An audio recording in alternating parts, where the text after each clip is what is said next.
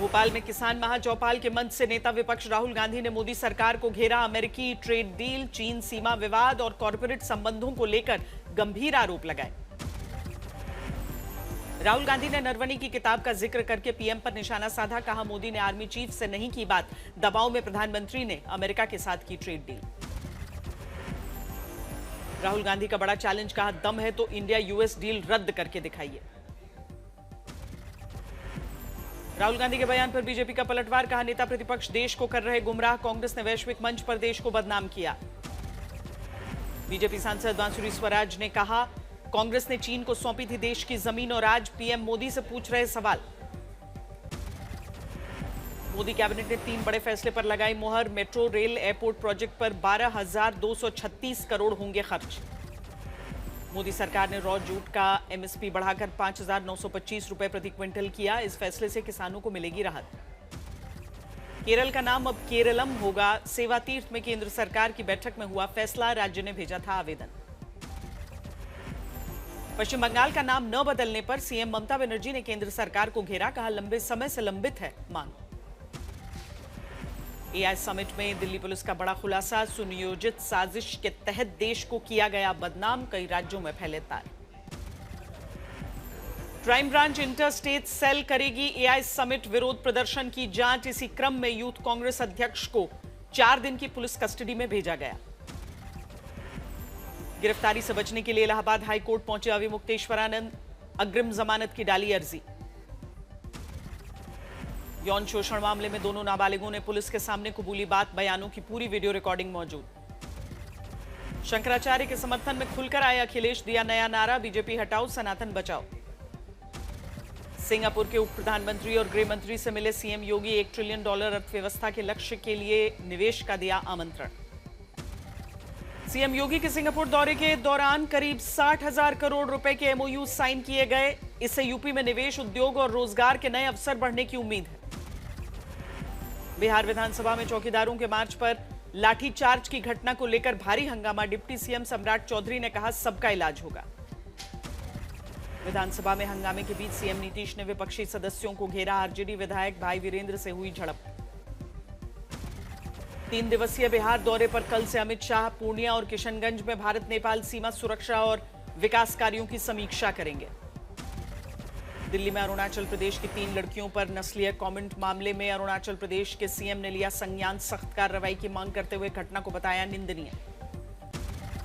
IDFC first bank fraud case में नया मोड़। हरियाणा सरकार के खाते से वापस आई 556 करोड़ रुपए की राशि। सीएम नायब सैनी ने दी जानकारी। छत्तीसगढ़ बजट सत्र में वित्त मंत्री ओपी चौधरी ने पेश किया 1,72,000 करोड़ रुपए का बजट। कल से 2 दिवसीय इजरायल दौरे पर जा रहे हैं प्रधानमंत्री। रणनीतिक और रक्षा सहयोग के मद्देनजर बेहद अहम रहेगी यात्रा। दिल्ली में एआई समिट में यूथ कांग्रेस के प्रदर्शन के खिलाफ सूरत में बीजेपी महिला मोर्चा का हल्ला बोल। राहुल गांधी के खिलाफ नारेबाजी। आरएसएस प्रतिनिधि सभा बैठक अगले महीने 13 से 15 मार्च तक हरियाणा के समालखा में होगी। शताब्दी वर्ष और सांगठनिक विस्तार पर होगा मंथन। हल्द्वानी में रेलवे की जमीन पर अवैध कब्जे को हटाने के खिलाफ दाखिल याचिकाओं पर सुप्रीम कोर्ट का अहम आदेश। कहा, यह रेलवे की जमीन अतिक्रमण हटाना होगा। लखनऊ यूनिवर्सिटी में फिर टकराव जैसे हालात। नमाज से भड़के हिंदू संगठनों ने मस्जिद के सामने किया हनुमान चालीसा का पाठ। राजकोट के जंगलेश्वर में सबसे बड़े बुलडोजर एक्शन का आज दूसरा दिन। 390 अवैध निर्माण को ध्वस्त करने की कार्रवाई जारी। झारखंड के चतरा में एयर एम्बुलेंस हादसे की जांच करेगी एएआईबी टीम। कल घटना में हुई थी 7 लोगों की मौत। चतरा हादसे पर सीएम हेमंत सोरेन ने कहा, घटना बेहद दुर्भाग्यपूर्ण, हो रही जांच।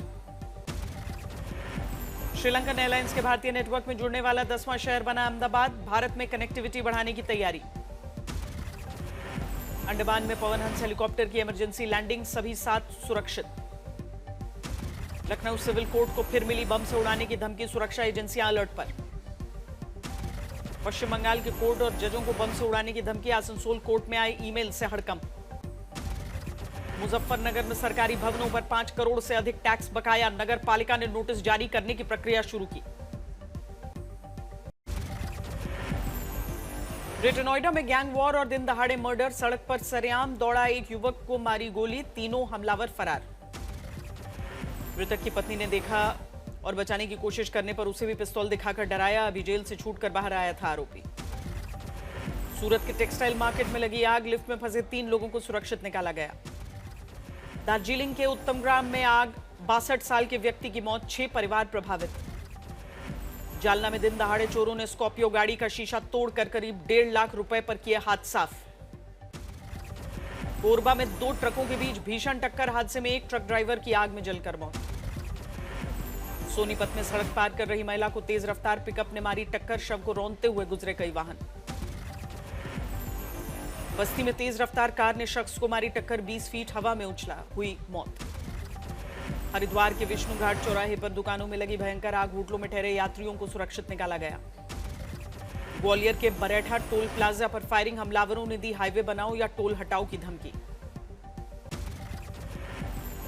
सुरेंद्रनगर में रिक्शा और बोलेरो की भीषण टक्कर, हादसे में एक युवक की मौके पर मौत। बलरामपुर में लाइनमैन की पत्नी ने जेई को जमकर पीटा, मामूली कहासुनी पर हाथापाई। हैदराबाद में गौरक्षक समूह ने गोवंश से भरे ट्रक को रोका, गाड़ियों की टक्कर और तनाव के बाद पुलिस ने स्थिति को नियंत्रण में किया। कौशांबी में यमुना में नहाने गए 5 दोस्त डूबे, 3 को मछुआरों ने बचाया, 2 की मौत हुई। पानीपत में हिंसा के बाद रिफाइनरी प्रबंधन ने मानी कर्मचारियों की मांग, 12 घंटे से घटकर 8 घंटे ड्यूटी टाइम किया गया। कौशांबी में जमीन पर गोबर फेंकने को लेकर 2 पक्षों में खूनी संघर्ष, लाठी डंडे और ईंट पत्थर चले। फतेहपुर में बेकाबू डंपर ने साइकिल सवार शख्स को कुचला, ड्राइवर मौके से फरार। लुधियाना में शख्स ने स्नैचिंग की कोशिश में युवक पर हमला किया, आक्रोशित व्यापारियों ने बाजार बंद कर प्रदर्शन किया। उज्जैन में 3 दुकानों में चोरी, पास ही थी पीसीआर वैन, फिर भी नहीं डरे चोर। नोएडा में फ्लावर शो के समापन के बाद फूल और गमलों की लूट, पेड़ों से बेल और गमले ले जाते दिखे कई लोग।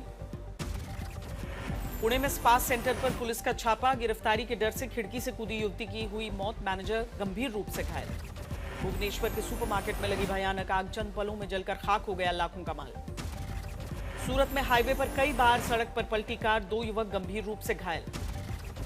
मोरबी में फिर दिखा रफ्तार का कहर, थार ने मारी बाइक को टक्कर। ग्वालियर में दिखा तमंचे पर डिस्को डांस के बाद शख्स ने दनादन फायरिंग की। उत्तर भारत के अधिकतर हिस्सों में फरवरी में बढ़ा तापमान, दिल्ली में 32 से 34 डिग्री तक पहुंच सकता है तापमान। कुल्लू की मणिकरण घाटी में भयंकर भूस्खलन, पहाड़ी से बड़े बड़े पत्थर गिरे। राजस्थान के पोखरण में भारतीय सेना की दक्षिणी कमान ने अग्निवर्षा युद्धाभ्यास किया, रेतीले मैदान में जमकर गरजे भारतीय सेना के टैंक। युद्धाभ्यास में दिखा शक्ति और आधुनिकता का संगम, इस एक्सरसाइज में अनमैन्ड एरियल सिस्टम, कई तरह के लंबी दूरी तक मारक क्षमता रखने वाले रॉकेट और काउंटर ड्रोन्स को इस्तेमाल किया गया। भारत और जापान की 7वीं धर्मा गार्डन सैन्य अभ्यास शुरू, 24 फरवरी से 9 मार्च तक उत्तराखंड के चौबटिया में चलेगा अभ्यास। मथुरा में छाया होली का खुमार, रसिया गायन और ढोल नगाड़ों की धुन पर झूमे श्रद्धालु। बरसाने के राधा रानी मंदिर में खेली जा रही लड्डू मार होली, देश दुनिया से आए भक्तों ने बरसाना में डाला डेरा। लड्डू मार होली को लेकर भक्तों में उत्साह, श्रद्धालुओं पर करीब 20 क्विंटल बूंदी के लड्डुओं की बरसात हुई। झांसी में श्री श्याम महोत्सव का भव्य समापन, बड़ी संख्या में शामिल हुए भक्त। फागुन महोत्सव में भक्तों ने खेली फूलों की होली, भगवान को लगाए 56 प्रकार के भोग। हिमाचल के मैक्लोडगंज में श्रद्धा, भक्ति और धूमधाम के साथ मनाया गया दलाई लामा के स्वर्ण सिंहासन आरोहण का 86वां वर्षगांठ। हिमाचल के मैक्लोडगंज में बौद्ध मंदिर में प्रार्थना सभा का आयोजन, तिब्बत स्वतंत्रता संघर्ष के शहीदों को नमन किया।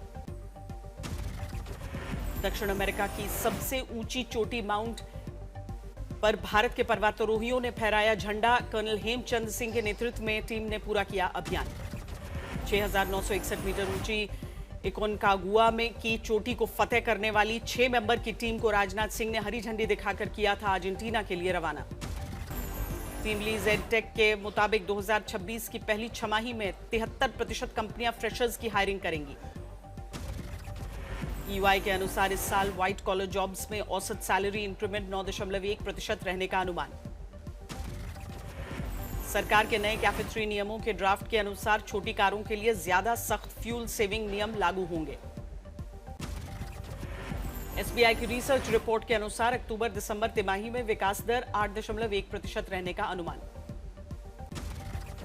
श्रम मंत्रालय ने करीब 7 लाख इनएक्टिव पीएफ खातों में बड़ी रकम को जल्द लौटाने का फैसला किया। आज तक देश का सर्वश्रेष्ठ न्यूज चैनल